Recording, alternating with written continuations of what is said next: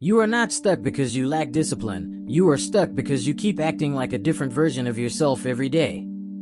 There is a quiet pattern you never question. You wake up, you decide what matters, and then you slowly drift into actions that don't match that decision. Not because you forgot, but because another version of you takes over without resistance. You tell yourself you will start later. You convince yourself you work better under pressure. You assume tomorrow will be different.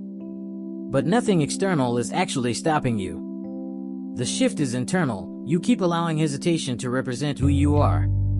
Look at a simple moment. You sit down with the intention to work.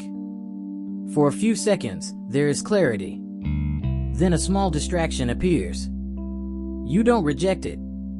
You accept it. And in that acceptance, your identity quietly switches from someone who acts to someone who reacts. That switch is so small you don't notice it. But it decides everything that follows. This is why effort feels inconsistent. It's not because you don't care. It's because you keep rebuilding your identity in fragments throughout the day. Rohn once said, "We must all suffer one of two things, the pain of discipline or the pain of regret." Right now, you are not avoiding work, you are avoiding the identity required to start without permission. And until that becomes clear, you will keep repeating the same cycle while calling it a motivation problem. This is not about doing more. It is about noticing who is actually making your decisions in the moment. By the end of this, you will see that the problem was never laziness, it was repetition of the same identity in disguise. There are three internal mechanisms quietly controlling your behavior, and none of them look like discipline problems on the surface. The first is delayed initiation bias. You don't avoid tasks completely, you delay the moment of starting them.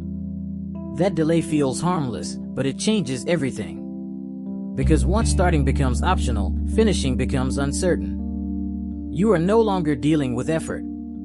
You are dealing with entry resistance. The second is emotional dependency on action. You don't begin based on priority, you begin based on how ready you feel. That creates instability. Some days you act, some days you don't, and both feel justified in the moment.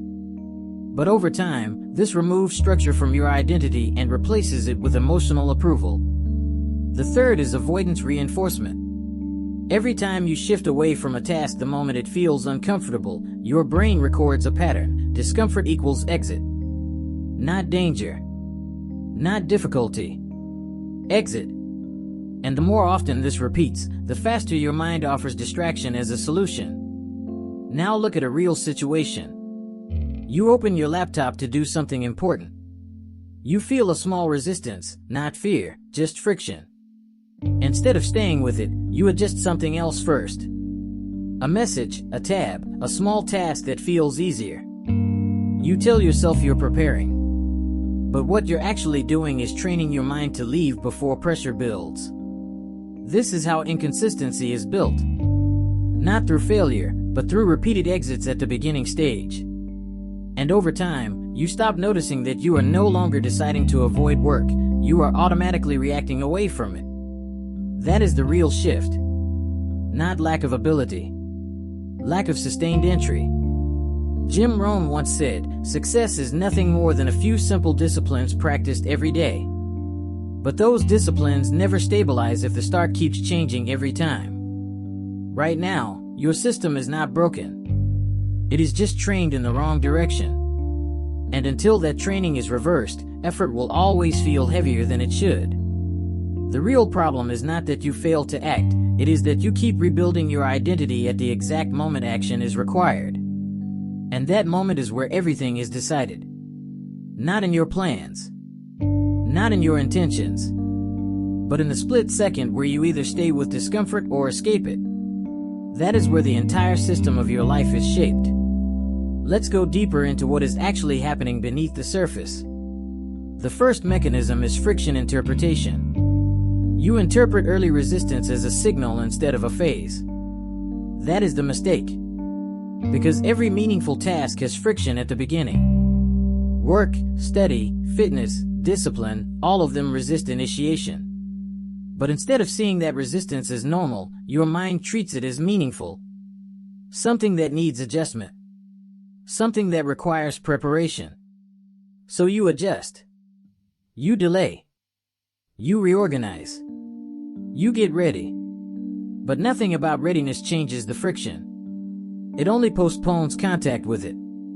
And that postponement quietly becomes identity training. You start becoming someone who only acts after conditions feel right. Now look at a simple everyday example. You sit down to work on something important. You are not confused about what to do. You are just not fully in it yet. Instead of crossing that gap, you step sideways. You check something unrelated. You clean something. You plan something. It feels harmless. But it is actually a decision. Avoid friction for now. And every time you do that, you reinforce the same pattern. This leads into the second mechanism, micro-escape conditioning. You are not escaping your goals. You are escaping small moments of discomfort before your goals even begin. And the danger here is subtle. Because nothing looks like failure. You are still trying. You are still working on it. But your starting point keeps resetting. So the gap between intention and action widens without you noticing. At some point, you don't even need motivation to fail, you just need a moment of hesitation. And your mind has already learned how to respond to hesitation. Leave it. Now here's where identity becomes the deciding factor. You are not becoming lazy. You are becoming consistent at avoiding entry points. And repetition builds certainty faster than intention ever can. This is why change feels difficult. Because you are not just trying to do something new, you are trying to interrupt a pattern that has already learned to protect itself. Let's bring this into a grounded situation. Imagine someone trying to build a skill, writing, fitness, or business work. They don't stop because it is impossible. They stop because starting feels slightly uncomfortable every time. So they prepare. They organize tools. They plan the day. They gather information. But the actual action keeps getting delayed. Over weeks, nothing dramatic happens. But internally, something solidifies. I don't start easily. That is identity formation in real time. Now the third mechanism is dependency on emotional clarity. You wait for internal agreement before acting. But disciplined behavior does not come from agreement. It comes from override. A person who relies on feeling ready will always remain dependent on unstable conditions. A person who acts regardless of feeling slowly removes emotion from the decision layer. This is where consistency is born. Not in intensity. In removal of negotiation. You don't need more motivation. You need fewer decision points before action. Because every decision point drains momentum before anything even begins. There is a reason why some people seem naturally disciplined. It is not natural. It is reduced internal debate. They don't enter long conversations with themselves before starting. They simply begin. That difference is everything. And once you see it clearly, you realize something uncomfortable. Your inconsistency is not random. It is structured. Repeated. Reinforced. But that also means it is reversible. Not through force. Through interruption. Not by trying harder. But by refusing the first exit. Because the moment you stop escaping early discomfort, your identity begins to reorganize itself around action instead of avoidance. And that is the real shift. What you call discipline is not a burst of effort. It is a stable identity that no longer waits for emotional permission. Right now, your behavior is built on negotiation. You decide, you hesitate, you adjust, and then you act, if the conditions feel acceptable. That sequence looks harmless, but it creates instability in everything you try to build. Because anything that requires repeated negotiation will eventually collapse under inconsistency. Discipline is not about intensity. It is about removal of internal voting. There is no debate. There is no waiting for alignment. There is only execution following recognition. And this is where compounding begins to matter in a way most people misunderstand. Compounding is not just results stacking over time. It is identity strengthening through repetition of the same response. Every time you act without delay, you reduce internal resistance slightly. Every time you hesitate, you reinforce it. Over weeks, this does not just affect productivity, it affects who you believe you are when action is required.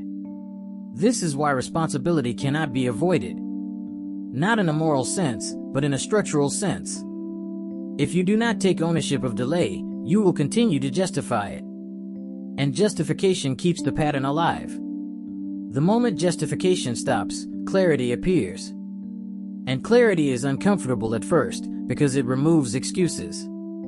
But that discomfort is necessary, because it shifts control back to behavior instead of narrative.